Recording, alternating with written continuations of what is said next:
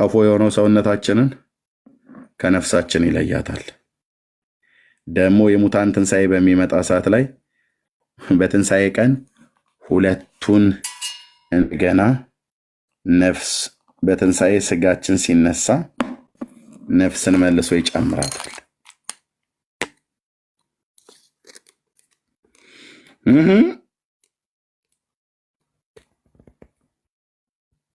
መልሶ እንደዚህ ገጥማታል ማለት ነው። ከዛስ በኋላ የማይጠፋውን አካል የማይበሰብሰውን አካል ለብሰው በክርስቶስ ኢየሱስ ያመኑቱ የዘላለምን ርስት ሲገቡ ኢየሱስ ጌታ ነው ብለው ያመኑቱ በስሙ የተማመኑቱ ትምክታቸውና እምነታቸውን በሱ ላይ ያደረጉት ለዘላለም እረፍት ሲገቡ ክርስቶስ ኢየሱስ የሌላቸው ለዘላለም ወደሚቀጡበት የስቃይ ስፍራ ትሄዳለ እና ለዘላለም ነፍስ ከስጋ ተዋህዶ በእሳት ባህር ትጣላለህ። ዘላለምህ እነዚህ እንደዚህ ጋር እንደምታያቸው ይዘጋል ማለት ነው። ላትታይ እግዚአብሔር አንዴ ከዘጋው ሲኦልን እናቱ የወለደችው መልአክ አይከፍትም፣ ማንም አይከፍትም። እዚህ ከዘጋብህ በኋላ ክርስቶስ ሰምራ መታ በዚህ በኩል እያጠቀሰች እየሰረቀች ታወጣኛለች። እሱ የኦርቶዶክስ እንቶፈንቶ ተረት ይሆናል ማለት ነው። እዚህ ከገባህ በኋላ ለሰዎች አንድ ጊዜ መሞት፣ ከዛ በኋላ ፍርድ ተመድቦባቸዋል። በቃ ከተፈረደብህ በኋላ ሲኦል ከገባህ በኋላ ተዘጋ ማለት ነው። በእግዚአብሔር ገነት ያሉትስ እዚህ በበጉ ከተማ ለዘላለም ከሱ ጋር እንድንኖር ቅዱሳን መላእክት ባሉበት፣ ጻድቃን ሰማዕታት ባሉበት በስለ ክርስቶስ መስዋዕት የሆኑ ሐዋርያት ማለት ነው ሰማዕታት እንጂ ኦርቶዶክስ ሰማዕታትም ጊዮርጊስን አይደለም። ጊዮርጊስ ራሱ እንኳን መንግስተ ሰማያት መኖሩን ማንም ምስክርነት አይሰጥም። ማንም እኮ አልኩ 50,000 ሰው በእጁ የገደለ ሰው ነው ገድሉ ነው የሚናገረው። 50,000 5-0 ካርክ በኋላ ነጥብ አድርገህ 3 ዜሮች ማለት ነው። 50,000 ሰው በእጁ ጨፍጭፎ ገሏል። እንዲህም ብሎ ሰማዕት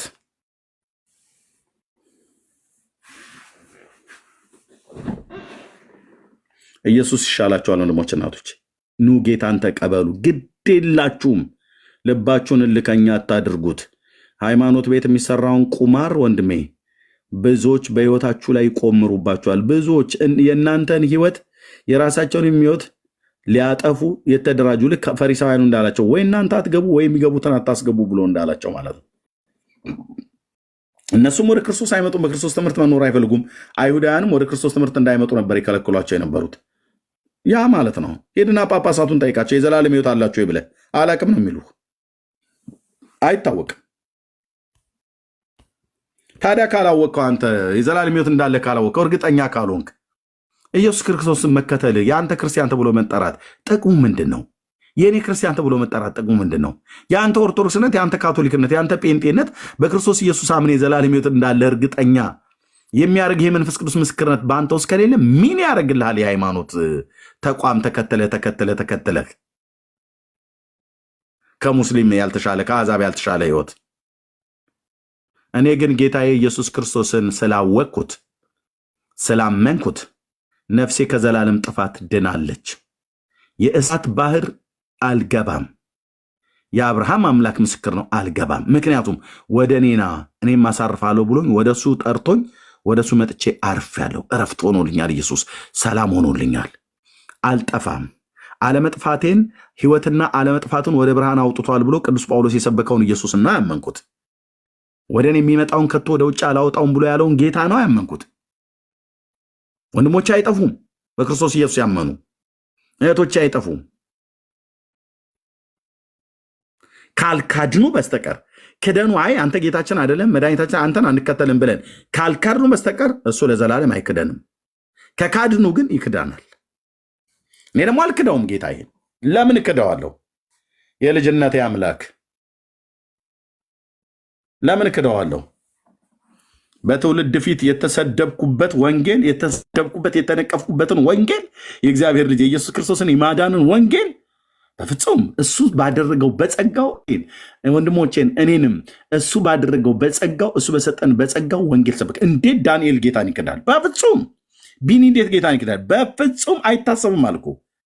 ደሱ ብለህ ብትለው ማንም ብለህ ብትል ቴዲዬ ብለህ ብትል እንዴት ይካዳል? በፍጹም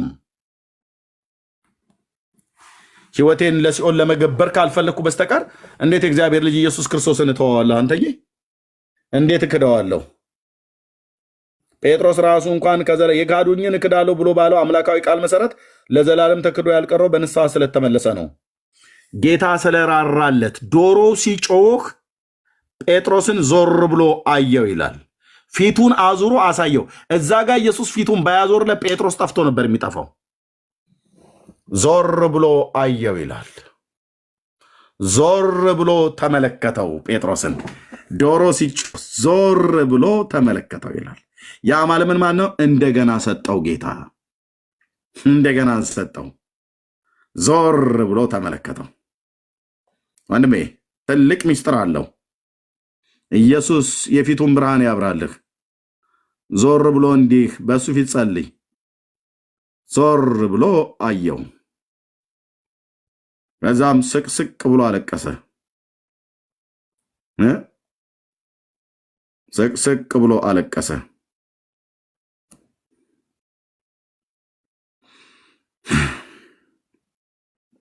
የኔ አባት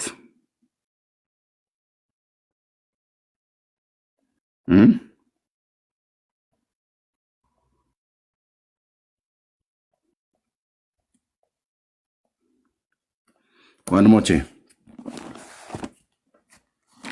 ዞር ብሎ አየው። ምክንያቱም እምነቱ እንዳይጠፋ ስለሱ ማልዶለት ስለነበረ። ጴጥሮስ የተረፈው ከክደት የተረፈው በንስሐ ተመልሶ ነው። የምትቀልዱ ሰዎች በእግዚአብሔር ልጅ ላይ በራስ ነፍስ ላይ ነው የምትቀልደው። በራስሽ ነፍስ ላይ ነው የምትቀልጁ። እህቴ ጠርግ ብለን ብንሄድ ኢየሱስ ክርስቶስን ምንም አንጎዳውም። ምንም ብንቀመጥም አንጨምርለትም፣ ብንሄድም አንጎዳውም። ማርያም አምላክ ስለሆነ ብቻ።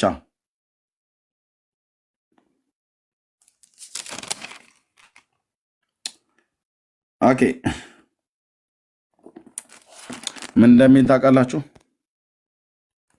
ይሄ ማለት ነው እቺ ንስሐ ስለሰጠው ነው ጴጥሮስ ሄዳ ነው። ጴጥሮስ ግን አንተ ሰው የምትለውን አላቅም አለ።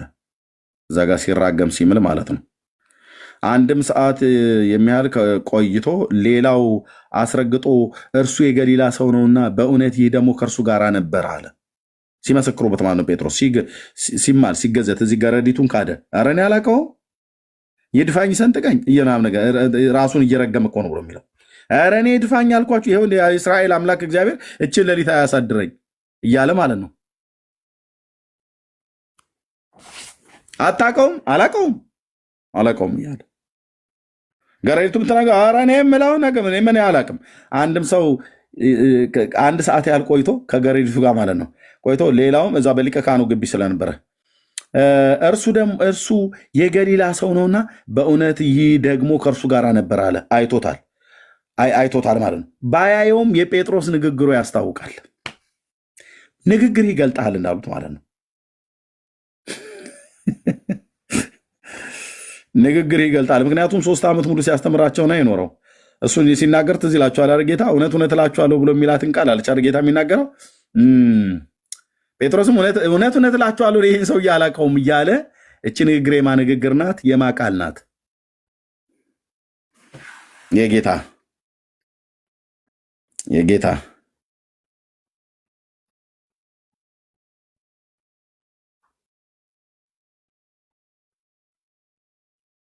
እሺ። ጴጥሮስ ግን አንተ ሰው የምትለውን አላውቅም አለ። ያን ጊዜ ገና ሲናገር ዶሮ ጮኸ።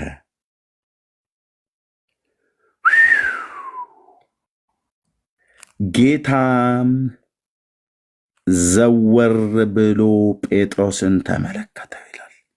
እሰይ የኔ ጌታ፣ እሰይ የኔ ጌታ፣ እሰይ የኔ ንጉሥ፣ ዘወር ብለህ ያየኸኝ አምላክ ለዘላለም ስም ይባረክ። በሃይማኖት ቤት ተቀምጬ ክጄህ ፍጡራንን ሳመልክ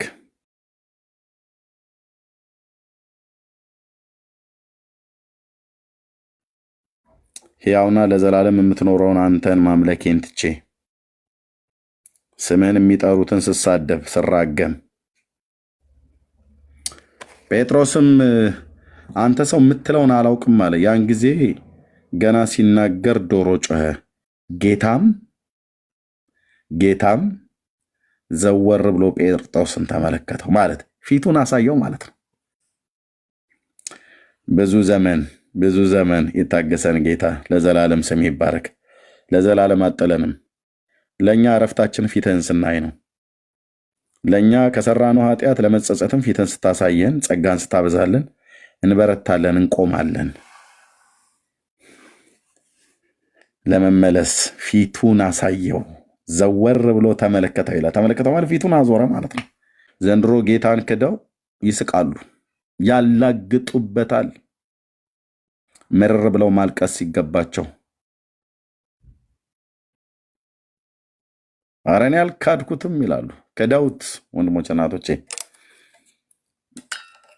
በአፋቸውም በነፍሳቸውም ከሚረግሙት ጋር ግን ስሙን በከንቱ ከሚጠሩ ግን ከሚረግሙት ጋር ጌታ አይካድም። ብራዘር ሁሉ ነገር ይቅራልኩ። ሁሉ ነገር ገንዘብ፣ ሀብት፣ ቤት፣ ሚስት፣ ልጆች፣ እናት፣ አባት፣ ወንድም፣ እህት ምን በሙሉ እኮ አልኩ ጊዜያዊ ነው።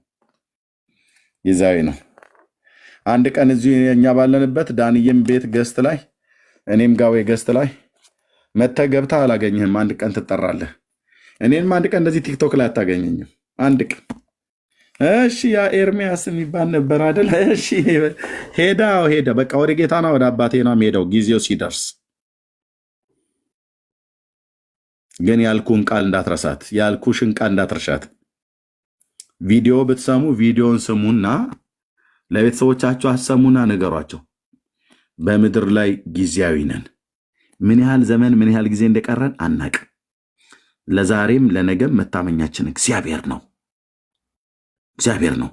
እሱ ሲፈቅድ ወደ እርሱ እንሄዳለን። በመሄዳችንም አንጸጸትም። ወደ ዘላለም አምባ ና ብሎ ወደ አሳረፈኝ ጌታ ለዘላለም እሄዳለሁ። አልጠፋም። አጠፊም እህቴ። የምድር ጎስቆልና ያበቃና ሕይወት ይጀምራል ከእንደገና። ከኢየሱስ ጋር ለዘላለም እንኖራለን። የበጉን ፊት እያየን እንጠግባለን። የአሁኑን መከራ ያኔ እረሳለን። አዲስ አገር አለን፣ በዚህ እንጽናናለን። ድል በድል እንሄዳለን በአምላካችን እያለ የዘመሩ ማለት ነው። እውን ይሆናል። በጉን ፊት ለፊት እናየዋለን። የክብርና የምስጋናን ዘውድ የተጫነውን ጌታችንን ፊት ለፊት እናየዋለን። ለዘለዓለም ከእርሱ ጋራ በበጉ ከተማ ከመላእክት ጋራ ከቅዱሳን ነቢያት ከቅዱሳት ሐዋርያት ጋራ ለዘላለም በጉ ብርሃማ በሆነበት ከተማ ላይ ለዘላለም ልንኖር ይሄንን ዓለም ለቀን እንሄዳለን። በዚህ ቃል ደስ ይበላችሁ ወንድሞች እናቶች። አምላክ አለን፣ አገር አለን፣ አባት አለን። ስፍራ አዘጋጅላችሁ ዘንድ ይሄዳለሁ ብሎ ያለን ጌታ ፕራንክ ሊያረገን አይደለም። እሺ፣ በወንጌሉ ላይ የተጻፈው በእኔ መመኑ በአባቴ መመኑ፣ በአባቴ ዘንድ ብዙ መኖሪያ አለ። ይህስ ባይሆን ባልኳችሁ ነበር። ስፍራን አዘጋጅላችኋለሁ፣ ተመልሼ መጥቼ እወስድሻለሁ እኮ ብሎሻል እህትዬ። እወስድሃለሁ ብሎ ካል እኮ እወስድሃለሁ ብሎኛል እኮ ወንድሞች እናቶች። እኛ ብቻ ነን ተስፋ ያለ፣ ሌላው ተስፋ የለውም። ሌላ ተስፋ የለውም። ምክንያቱም ተስፋቸውን ያደረጉት በፍጡር ላይ ነው። በጌታ ላይ እንኳን አድርገው ጌታን እንኳን ለመንግስተ ሰማያት እንኳን ተስፋቸው አላደረጉትም። አያምኑትም። ለዚህም ምድር አያምኑትም፣ ለሚመጣውም ዓለም አያምኑትም። እኛ ግን ኢየሱስ ክርስቶስ አምላካችን እግዚአብሔር በዚህም ምድር በሚመጣውም ዓለም ላይ ተስፋችን እሱ ነው። እምነታችን በሱ ላይ ነው። አምነው ሞቱ ይላል። አምነሽ ድብን ነው ማለት ያለብሽ እህትዬ። ወደ ግራ ወደ ቀኝ የሚባል ነገር የለም። ኢየሱስ እንዳልሽ እንዳመንሽው ለኢየሱስ ኖረሽለት ኢየሱስን አገልግለሽ በቃ መሞት ነው። ቀድሞሽ ከሞትሽ በቃ እህታችን ወደ ጌታ ሄደች እንላለን። ዋይ እንትና ሞተች አንልም። እኛ ቤት እንዲህ አይነት ነገር የለም ብራዘር። ለምን ዋይ ይባላል? ዋይ የሚባለው እዛ ክርስቶስን አልቀበል ብሎ ለሞተ ሰውዬ ነው። ዋይ ኤርሚያስ ሞት አይባልም አልኩ። አይባልም። እንደዚህ ዋይ የሚባል ነገር የለም። መዝሙር ዘምረህ ነው መሸኘት ያለብህ። መዝሙር ዘምረህ ነው መሸኘት ያለብህ። እኔ አንዳንድ ክርስቲያን ወንድሞችና እህቶች ጌታ እግዚአብሔር ይባርካቸው፣ አባቶቻችን ልጅ አይታችኋቸዋል። የአቶ ኤርሚያስ ልጆች ናቸው የሚባሉት። አባታቸው በሞተ ቀን ሞቶ መቃብሩ እዛው እየቀበሩ ጊታራቸውን ይዘው ለክርስቶስ ለበጉ ይዘምራሉ። ዋው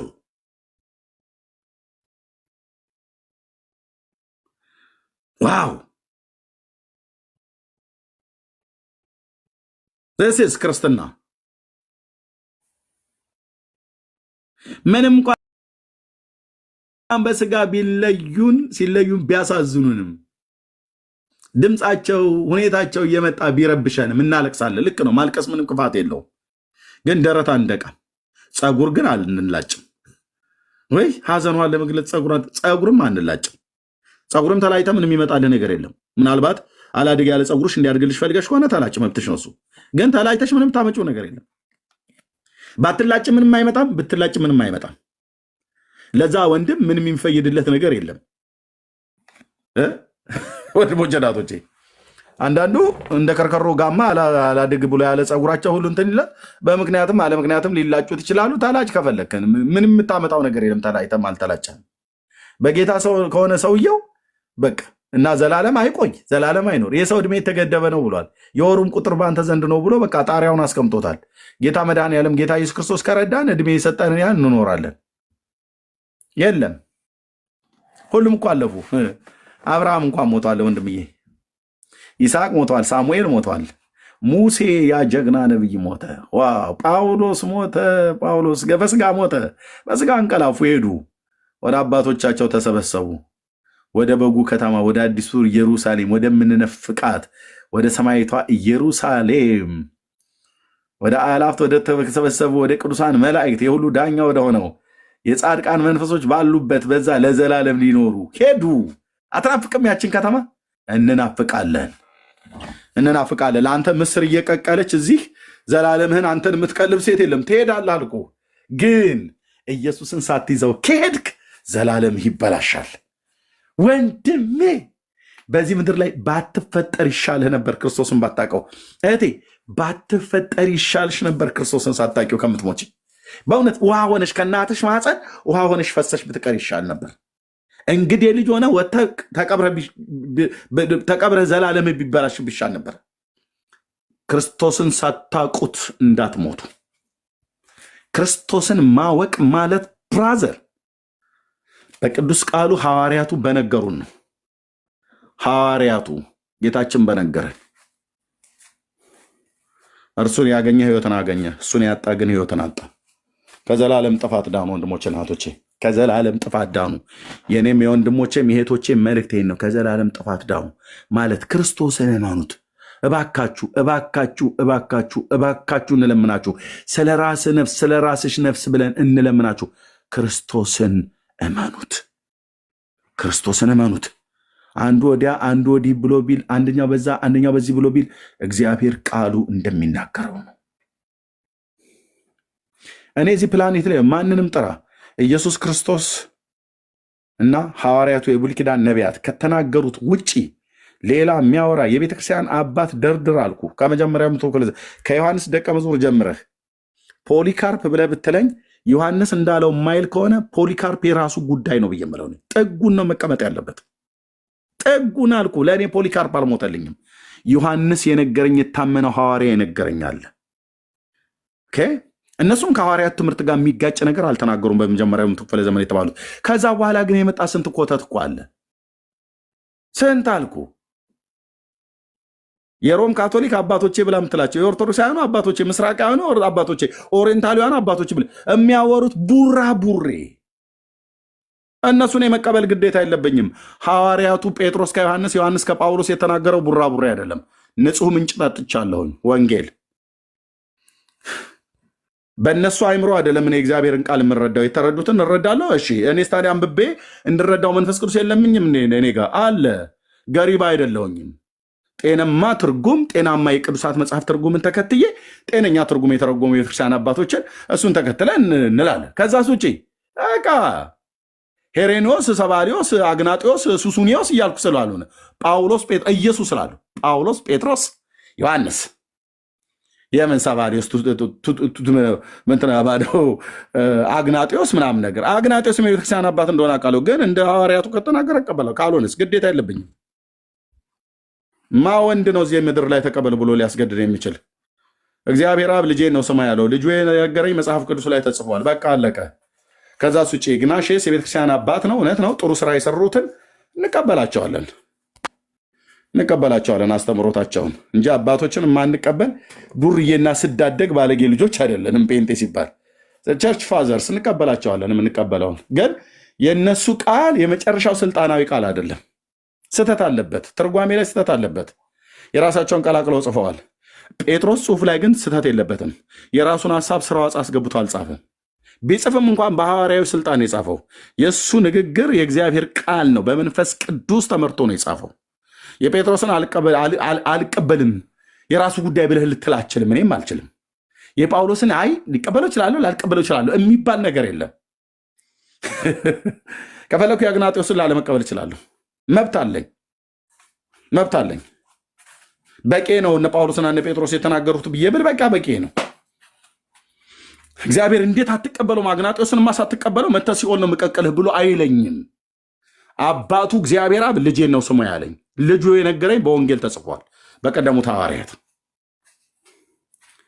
አንበበኑ የምንረዳው አንበበኑ የሚገባንን መጽሐፍ እንጂ አንበበኑ ማንረዳውን ድንግዝግዝ ያለ እውቀት አልሰጠንም። እግዚአብሔር የተዘጋ መጽሐፍ አልሰጠንም። የተባረከውን መንፈሱን ስለሰጠኝ የልዑል እግዚአብሔር መንፈስ በእኔ ውስጥ አለ። ከዘላለም ጥፋት ዳኑ። ወንድሞች እናቶች፣ አትደበቁ፣ ዳኑ። ኢየሱስ ይሻላችኋል። የመጨረሻ ንግግሬ ነው ወንድሞች፣ አሁን ላለው ማለት ነው። ከዘላለም ጥፋት ዳኑ።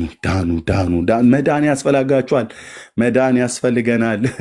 መለከት ሊነፋ ቀርቧል። ዓለም በዚህ ዘመን ላይ ሶሻል ሚዲያ ላይ ወጥቶ ገንዘብ እንዴት እንደሚገኝ ጊፍት ጌም ቢጫወት ገንዘብ እንዴት እንደሚገኝ የተላ ነገር ቢያደርጉ ገንዘብ እንዴት እንደሚገኝ ሜክ ለማድረግ ነው የሚወጡት። ሶሻል ሚዲያውን የሚጠቀመው ሁሉ ለገንዘብ ነው። ሁሉ ለራሱ ጥቅም፣ ሁሉ ወደ ስጋ፣ ሁሉ ለዚህ ዓለም ለሆነ ነገር የሚሯሯጠው የክርስቶስን ማን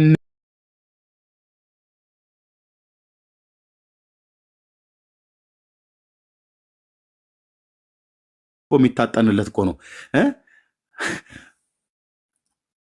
ለስም አጠራሩ ክብር ይሁን እኮ ተብሎ ለስም አጠራሯ ክብር ይሁንላት እኮ ተብሎ በሚባል ቤተክርስቲያን ውስጥ ነው ኢየሱስ ክርስቶስ አብሮ የሚጠራው። ከማንም ካረጁ የአረብ ቋቋት ያም ሽማግሌና አሮጊት እኩል አይደል እንደ በኢትዮጵያ ኦርቶዶክስ ቤተክርስቲያን ውስጥ ኢየሱስ የሚመለከው? ለአቡነ አረጋዊ እንዴት የታጠነ አይደል ለኢየሱስ የሚታጠንለት? ለአቡነ አረጋዊ ይዘመራል፣ ኢየሱስም ይዘመራል። ለአቡነ አረጋዊ ይሰገዳል፣ ኢየሱስም ይሰገዳል።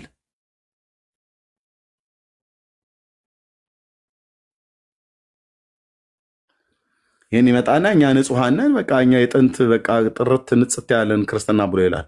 ወደ ወንጌል ነው። በልጁ መኑ ከዘላለም ጥፋት ትድናላችሁ። እናምናለን ብላችሁ ብትሉ ውሸታችሁን ነው። ምክንያቱስ ከአፋችሁ ሰምተናል ስንጠይቃችሁ አምናለሁ ብላ ያልከው ሰውዬ የዘላለም ሕይወት አለው ብዬ ስለ ተለኛለህ፣ አሁን ብትሞት መንግስተ ሰማያት ተገባለህ ተብለን ስንጠይቃችሁ ብዙዎቻችሁ እሱንማ እኔ አላቅም ነው የምትሉት። ለምን? የመንፈስ ቅዱስ ምስክርነት ስለሌላችሁ። ሮሜ 8:16 ላይ ግን ሲናገር የእግዚአብሔር ልጆች መሆናችንን ያ መንፈስ ለመንፈሳችን ይመሰክራል ይላል። የእግዚአብሔር ልጆች ደግሞ ከሆናችሁ ወራሾች ናችሁ ይላል። የእግዚአብሔር ልጅ ነህ ኦርቶዶክሳውያን? አዎ ይላል። መንግስቱን ትወርሳለህ ስትሞት? አላቅም ይላል። ጴንጤ? አቤት። ኤርሚያስ? አለሁ እላለሁ። የእግዚአብሔር ልጅ ነህ ዳንኤል? አዎ። ብትሞት መንግስተ ሰማያት ትገባለህ? እንዴታ? አይጠየቅም ይላል። በምን አወቅህ? የመንፈስ ቅዱስ ምስክርነት ለመንፈሳችን ጌታ ሰጠ። ሮሜ 8:16 የእግዚአብሔር ልጆች ስለሆንን በክርስቶስ በማመናችን ክርስቶስ ነው ብሎ በኢየሱስ የሚያምን ከእግዚአብሔር ተወልዷል ይላል። ከእግዚአብሔር የተወለደ እግዚአብሔር ልጅ ነው ማለት ነው። የእግዚአብሔር ልጅ ከሆንክ እግዚአብሔር መንግስቱን ሊያወርስ ነው እኮ የሰጠ። የአባቴን መንግስት የማልወርስበት አይሆንም። እግዚአብሔር አባቴን ብዬ ስል እሱ ልጄ ነው ብሎ ስላለኝ ማለት ነው። ልጁ ከሆንኩስ መንግስቱን ወራሽ ነኝ። ኦርቶዶክስ ልጆች ናችሁ? አዎ። እንዴት? አንድዬ መድዬ ይላል። መንግስቱን ትወርሳለህ? እኔ እንጃ። እግዚአብሔር አባቴን ስትል አይደል የሰማ አቡነ ዘበሰማያት እያልክ አይደል ስትደግምት ስንዘብ ድግምት ነው እሱ። በእርግጥ እነሱ ድግምት ነው የሚደግሙት፣ ግን ድግምት አይደል ስትደግም አልነበርም እንዴ? አዎ ደግም ያለው እና እግዚአብሔር አባትህ ሳይሆን አባቴ ነው ብለህ ስትል ነበር። አባቴ ነው ይልሃል እና መንግስተ ሰማያት ትገባለህ፣ መንግስቱን ያወርሳል አባትህ። አይ አላምንም። ለምን? እኔ አላቅም ይልሃል። ታዲያ ለምን ነበር የተከተልከው? በቃ ሲከተሉ አይቶ የአፋር ግመል ሲከተሉ አይቶ ትውልድ ሲጮህ አብራት ትጮህ። ወንድሜን አንደኛውን ወንድሜን ማለት ነው። አንደኛውን ወንድሜን 5 ወንድሞች አሉኝ ከኔ ውጭ። አንደኛውን ወንድሜን አዲስ አበባ ሊጠይቀኝ መጥቶ አንዲት ምሳሌ የነገርኩት በሌሊት የታችን የአዜብ ኃይሉ መዝሙር ነበር የዛን ሌሊት ስንሰማ የነበረው እና አንዲት ምሳሌ የነገርኩትኝ መንፈስ ቅዱስ የሰጠኝ ምሳሌ በጣም ቀላል የሆነች። አንዳንዴ እኮ ስራችን ባለ ምሳሌ ነው እግዚአብሔር የሚያስተምር እና አይታችሁ ከሆነ የተናገርኩት ምሳሌ በጣም በቃ እንደው አሁን ይህ ምሳሌ ብለህ ትጠራዋለህ ኤርሚያስ ብለህ ልታናንቀው ትችላለህ። በሞኝነት ግን ስማኝ ብራዘር፣ ይጮሃሉ። አይታችኋቸው ከሆነ ይጮሃሉ፣ ሰምታችኋልም ደግሞ እና ድንገት አንዳንዴ ጸጥ ረጭ ብሎ ምንም ውሾችም ምንም የማይጮሁበት ጊዜ አለ። አይታችሁ ከሆነ ወይ ደግሞ አስተውላችሁ ከሆነ ድንገት ሌሊት ድሮ በአገር ቤትም እያለን አንተኛም ነበር፣ ቶሎ አንተኛም ነበር። ወተን ወደ አውድማ አካባቢ ላይ ከብቶች እናያለን። ጅቦችም ስለሚመጡ ወተን ከብቶቹን በረቱን አካባቢ ቼክ እናደርጋለን። ጋጣ ምናምን ነገር አካባቢ ላይ ፈረሶች፣ በጎች ምናምን ነገር ካሉ ጅብ ቤት እንዳይሰረስር ብለን ቼክ እናደርጋለን እና ወይ ደግሞ ለሽንትም እንደዚህ አንዳንድ ጊዜ እንነሳለን። ወይ ደግሞ ውጭም ቆጥ ላይ እንተኛለን እና ጎረምሳም ስለሆንን ብዙ አንተኛም እና ውሾች ድንገት ጸጥ ይላል ሰፈሩ፣ ጸጥ ረጭ ይላል። አይታችሁ ከሆነ በተለይ ደግሞ አዲስ አበባ ውስጥ ዝም የሚልበት አካባቢ አለ እና ሁሉም ሰው ሁሉ ተኝቷል፣ ውሾቹም ሁሉ አይጮሁም እና ድንገት አንዱ ውሻ መጮ ሲጀምር የሰፈሩ ውሾች ሁሉ በሙሉ ነው የሚጮሁት። በሙሉ የእኛ ቤት ግቢ ውሻ ቢጮህ የጎረቤቱ ሌላውም የዛን የእኛን ግቢ ውሻ ጩኸት የሰማ ውሻ ሁሉ የሰፈሩ መጮህ ይጀምርልሃል። አሁን በዛ ሰዓት አንተ ጥሩ ጋዜጠኛ ሆነ ሄደ ማይክራፎን ይዘህ የእኛን ቤት ውሻ ጩኸቱ ከዛ እንደጀመረ ካወቅ መተህ ብትጠይቀው ምንድን ነው ያስጮኸህ? ለመጮህ መነሻ የሆነህ ምክንያት ምን ነበረ ብለህ እንደ ጋዜጠኛ ቀርበህ ኢንተርቪው ብታደርገው ምናልባት የጮኸው አይ ተኝቼ ነበረ ብሎ እንደ ሰው ቢናገር ተኝቼ ነበር፣ በተኛሁበት የሆነ ውልብ ያለ ነገር በፊቴ ላይ አይቼ እና ዝም ብዬ በተኛሁበት እንዳልበላ ብዬ ዝም ብዬ ነው የጮህኩት፣ አለሁ ለማለት ነው የጮህኩት ብሎ ውሻው ሊመልስልህ ቢችል፣ ወይ ደግሞ ድመት አይቶ ሊሆን ይችላል የጮህ፣ ወይ ደግሞ ሰው ሲያልፍም ሊሆን ይችላል የጮህ፣ ወይ ደግሞ ሌላ ነገር አይቶም ሊሆን ይችላል የጮህ፣ ወይ በህልሙም ሊሆን ይችላል የጮህ። አንዳንድ አይታችኋቸው ቃል ላይ እንኳን ተኝተው ውሾች በህልማቸው ይላሉ። አይታችኋቸዋል። እኔ ገጠር ስላደኩ ሁሉን ነገር ነው መድኃኔዓለም ያሳየኛል እኮ እና ይላሉ። በህልም ነው፣ ህልም መሆኑ ነው እሱ እና በህልሙም ሊሆን ይችላል እንግዲህ ጩኸቱ የጀመረው እና ምንድን ነው ያስጮህ ብለህ ብትለው ግን ምክንያቱ በቂም ይሁን በቂ የማይሆን የእኛ ቤት ውሻ ከሆነ የጮኸው በመጀመሪያ ጋዜጠኛው ኢንተርቪው ሲያደርገው ለምንድን ነው የጮኸው ብለህ ብትለው ምክንያቱን ሊነግር ይችላል። ድመት ነገር እንትን ብሎ ነው የሆነ ሰው ውልብ ሲል ያለ ነገር እንደዛ መስሎኝ ነው ብሎ ማለት ነው። የጎረቤቱን ውሻ ሄዶ ጋዜጠኛው ቢጠይቀው አንተ ለምንድን ነው የጮኸው ብለህ ብትለው እሱ ሲጮህ ሰምቼ ነው እኔም የጮህኩት ነው የሚለው። እንዲህ እያደረግ የሰፈሩን ውሾች በሙሉ ብጠይቃቸው ለመጮኋቸው ምንም ምክንያት የላቸውም። ምክንያታቸው የእኛ ቤት ውሻ ሲጮህ ሰምተው ነው የጮሁት። አሁን አዳምና ዘሩ ጋር እንደዚህ አይነት ጨዋታ ነው ያለው። የአርጤሚስ ንግሥት ታላቅ ናት፣ ታላቅ ናት፣ ታላቅ ናት፣ ታላቅ ናት ከሰማይ ለወረደው ምስሏ ይላል። አቴና ላይ ሄዶ ማለት ነው። አሬዮስፋጎስ ጳውሎስ በነበረበት እዚህ ይላቸዋል። በአቴና የአርጤሚስ ንግሥት ታላቅ ናት፣ አይኑን እያፈጠጠ ማለት ታላቅ ናት፣ ታላቅ ናት፣ ታላቅ ናት። ወይ መድኃኔዓለም! እስኪ ታላቅነቷን ተነ ማን የካዳ አለ እንዲ ያለ የከተማው ከንቲባ ማለት ነው እንዴ? እዚህ መካከል ታላቅነቷን የካዳ አለ እንዴ? ኧረ እባካችሁ ተረጋጉ፣ አፈር ይረጩላል። ተክቢር እንደሚሉት ማለት ነው እነ አንቶኒ መሐመዳውያን ማለት ነው። ተክቢር ምናምን ነገር ያሉ እነሱ የሚሉትን ስለማል ነው። በቃ መጮህ ነው መፎክር ማለት ነው። እነ ኦርቴጋ ደግሞ ኦርቶዶክስ ጋር ደግሞ ስትመጣ የኔዋ የድሮ እናቴ ትመጣለች። እመቤቴ ማርያም ታማልዳለች እግዝእትነ ማርያም አቁራሪተ ማእሳሊተ ምሕረት ማምላክ ወላዲተ አምላክ ታማልዳለች እኮ ነው ብለን የምንላችሁ መናፍቃን ይሉሃል። እስቲ ጥቅሱን ስጡ እንደው ስለ መድኃኒዓለም ግድ የለሽም እህቴ። ቆይ አቁሚውና ጥቅስ አንድ መረጃ ስጡን። ማርያም ማማለዷን አሳዩን። ተፈለገ ጠፋ እና ነጋ ጠባ ታማልዳለች ነው። ኧረ እባካችሁ እንደው ስለተሰቀለው ስለ መድኃኒዓለም ጥቅስ እስቲ አሳዩን። ታማልዳለች እኮ አልናችሁ። ሐዋርያቱ እኮ አላሏትም ታለምዬ። እነሱ ባይሏት እኛ ግን እንላታለን። ሐዋርያቱ ያላሏትን አዎ እንላታለን። በሐዋርያቱ ትምህርት ታዲያ እንዴ እንኖራለን ብላችሁ ያላችሁት? አዎ። እና ሐዋርያቱ ካላሏት ለምን ትላላችሁ እናንተ? እኛ ግን እንላታለን።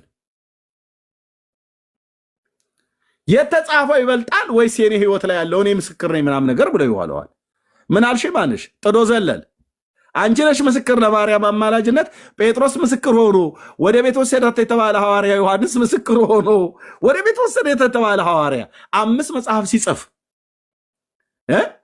መጽሐፍ ሲጽፍ የማርያምን አማላጅነት ባልጻፈበት ወይዘሮ ጥዶ ዘለል አንቺ ነሽ ምስክር የምትሆኙ። እውነትሽን ነው። የአቶ በላቸው ልጅ እሷ እኮ በጣም ምስክር ናት የእመቤታችን ብለን የዮሐንስን ትምህርት ትተን አንቺን እንድናምንሽ ጥግሽን ያዢ። አናደድኩሽ። ክብር ለኢየሱስ ክርስቶስ ይሁን። እውነቱ ይሄ ነው። ጴጥሮስን ትቼ አንቺን አላምንም። ዮሐንስን ትቼ አንቺን አላምንም። ዮሐንስን ትቼ አንተን አላምንም። ዮሐንስን ትቼ ጴንጤን አላምንም። ዮሐንስን ትቼ ኦርቶዶክስን አላምንም። ካቶሊክን አላምንም። ጴንጤው ወገኔ ዮሐንስ ያለውን ስላሉ ነው። ጠበቃ ነው ብሎ እንዳለ ዮሐንስ ጠበቃ ነው። በቃ ጴንጤውም ጠበቃ ነው። አይ ጠበቃ እኮ ማለት እሱ ማለት ምናምን ነገር ብለህ አባቶቻችን አምልተው አስፍተው እንትን ብለው ማን ነው አምላና አስፋ ብሎ ያለ? ትርጓሜ ማለት ጠበቃ ማለት ምን ማለት ነው?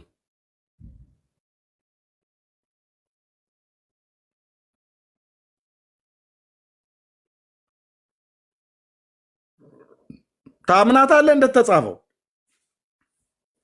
መቼም እንደ ከብት ምላስን በግራ በጎን በኩል አንተን አውጥተን አንግትህን በመስቲ ነገር ማለት ነው። የእግዚአብሔርን ቃል ከብቶቻችንና በጎቻችን መዳኝ ልናጠጣቸው ስንል ምላሳቸውን በጎን በኩል እናወጣዋለን። በጎን በኩል እጃችን አስገብተን ጎልጉለን እናወጣና በዚህ በውጭ በኩል እንደ ጨርቅ እንደዚህ ሰበን ይዘን ከዛ በጉሮሮ በኩል አፉን ከፍተን እናጠጣዋለን። ምክንያቱም እነሱ በፍቃዳቸው ስለማይጠጡ መድኃኒት።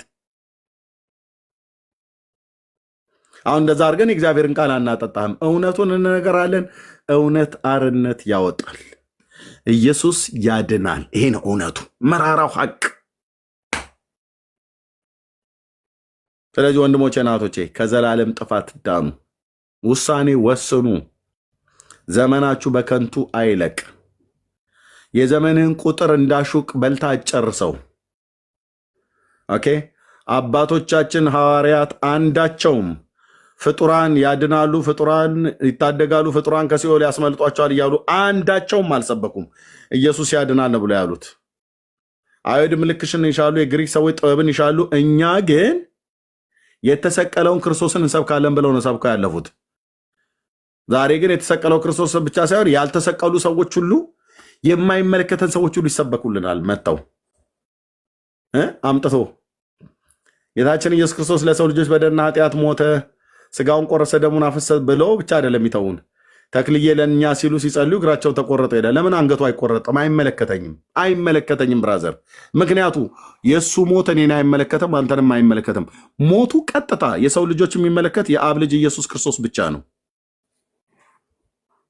እደግመዋለሁ።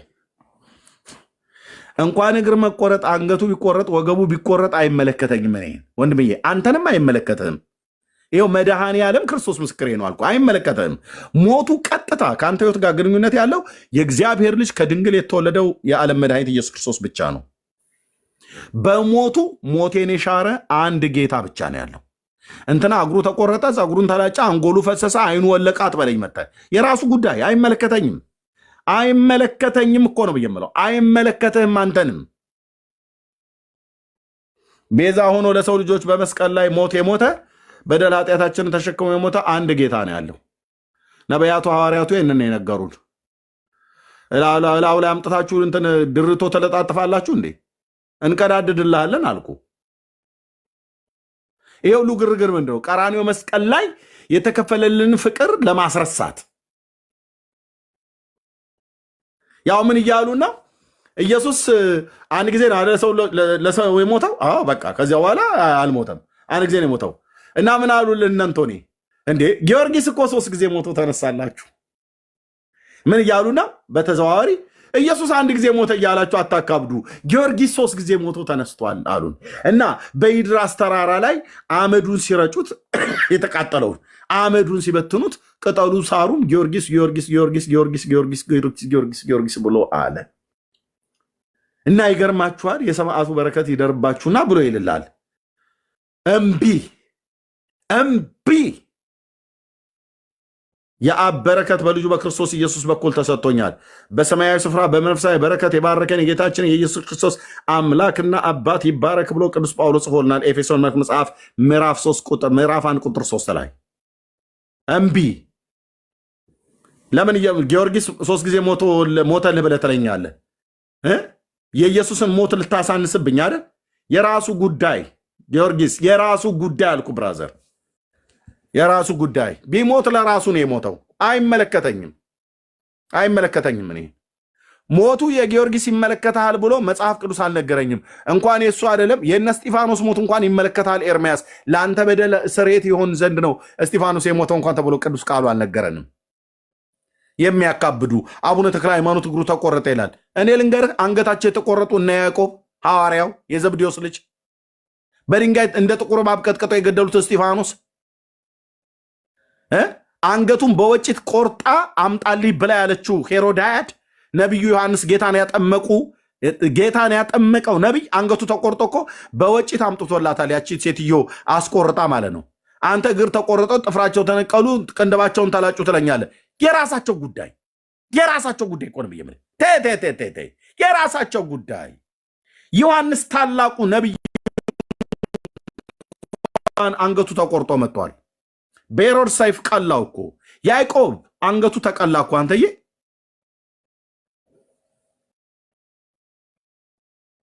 አንገታቸው ተቆርጦ ጀርባዋ ዞሮ መቀመጫዋ ረግፎ እንትና ክርስቶስ ሰምራ ሆዷ ስጋዋ አልቆ አሳ መመላለሻ ሆነ አጥንቷ ጎዱኗ ይላል። ለምን ሻርካ ሄድባትም? ዶልፊን ለምን አክሮባት ለምን አይጨፍ ዳንስ ለምን አይደንስባትም? በአጥንቷ ውስጥ አይመለከተኝም። የቡልጋዋ ሴትዮ ሞተችልህ ብሎ የሚል መልእክት ለእኔ አልደረሰኝም። የአብ ልጅ ኢየሱስ ከድንግል የተወለደ የእግዚአብሔር ልጅ ኢየሱስ የዳዊት ልጅ ኢየሱስ እሱ ነው ሞተልህ ተብሎ የተነገረው። እንትን አሳ ተመላለሰባት። ለምን ጉማሬ አይሄድባትም? አይመለከተኝም ወንድሜ፣ አንተንም አይመለከትህም። መድኃኔ ዓለም ክርስቶስ እኮ ምስክሬ ነው። አይመለከትህም ስልህ አይመለከታቸውም። አንተ ህይወት ላይ ኖረዋል፣ ሞተዋል አይደል? በፍርድ ቀን እዛ ይጠይቃሉ እነሱ በሄዱበት። ለእያንዳንዱ እንደ ስራው መጠን የሚሰጥ ጌታ አለ አይደል እንዴ? ትጠየቃታለች። አንተ ምን ቤት ነህ? አንተን አሳ ሄደባት፣ ጉማሬ ጨፈረባት፣ እንትን ዝሆን ደነሰባት። አይመለከተኝም። ሪኮርድ ትላለህ። በደንብ ሪኮርድ አርግ እንጂ ላይቭ ኮነ ቀጥታ ስርጭት ሪኮርድ ይላል። ሪኮርድ አርግ ብራዘርዬ። ይመጡና እኮ ደግሞ ጢንዚዛ ነከሳት ለእናንተ ሲሉ ጤዛውን ልሰው ድንጋዩን ተንተርሰው መዓል ተቁሩን ታግሰው ጃርቶ ወጋቸው፣ እሾህ ነገላቸው፣ እንቅፋት አወለቃቸው። አይመለከተኝም። እኔን የሚመለከተኝ ወንድምዬ፣ እኔ እናንተን የሚመለከተን አንድ ጌታ አለ። የህይወት እንጀራ ሆኖ ከሰማያት የወረደ የአብ ልጅ የተቀባው ጌታ ለዘላለም ስሙ ይክበር። አንድ ጌታ አለ። በደል ኃጢአቴን በስጋው ተሸክሞ በመስቀል ላይ ሞት የሞተልኝ አንድ ቤዛ አለኝ። ቤዛዬ አንድ ነው። እረኛዬ አንድ ነው። ንጉሴ አንድ ነው። ሊቀ ካህኔ አንድ ነው። የታረደልኝ በግ አንድ ነው። መዳኛዬ አንድ ነው። የዘላለም አምባዬ አንድ ነው። የዘላለም መሰማሪያዬ አንድ ነው። ነፍሴን ስለ ነፍሴ ነፍሱን ያኖራት አንድ ነው። ከዚህ ውጪ ወልፊት ይላል ያገሬ ገበሬ፣ ወልፊት የለም። ሲያምራቸው ይቀራልና አቡነ አረጋዊ ከኔ እጅ ጭብጨባ ሲያምራቸው ይቀራል አልኩ እኮ። መድኃኔዓለም በሰራው እጅ መድኃኔዓለም ነው እንጂ ማከብረው ይቆጨኛል አልኩ። ያለፈ ዘመኔ እንደ እንዝርት እውነት ከበሮ ይዤ ብታዩኝ ይሄ ኤርሚያስ ነው ወይ ነው ብለህ የምትለው ራሴን ማጋን እንዳይመስል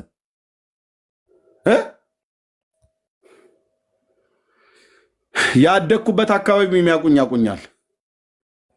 ኤርሚያስ ከበሮ ያዘ ማለት የሚያቁ ያቁኛል። ራሴን እያካበድኩ አይደለም። ለፍጡር ማዘጥዘጥ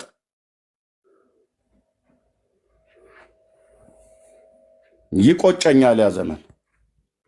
አሁን ግን ለታረደው በግ ምስጋናና ስግደት፣ ዝማሬ፣ አምልኮ፣ ውዳሴ ከአብና ከወልድ ከመንፈስ ቅዱስ በቀር ወልፊት እንዳለ ማለት ነው። የሀገሬ ገበሬ ወልፊት የለም።